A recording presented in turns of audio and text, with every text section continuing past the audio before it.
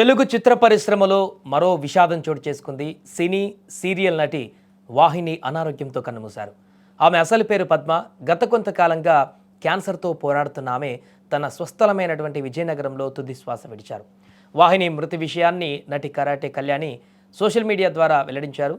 పద్మను కాపాడేందుకు తీవ్రంగా ప్రయత్నించినప్పటికీ ఆమె తిరిగిరాని లోకాలకు వెళ్ళిపోయారని తెలుపుతూ భావోద్వేగ పోస్ట్ పెట్టారు. ఈ సందర్భంగా ఆమె పవిత్ర ఆత్మకు శాంతి చేకూరాలని కోరుతూ కుటుంబ సభ్యులకు ప్రగాఢ సానుభూతి తెలిపారు.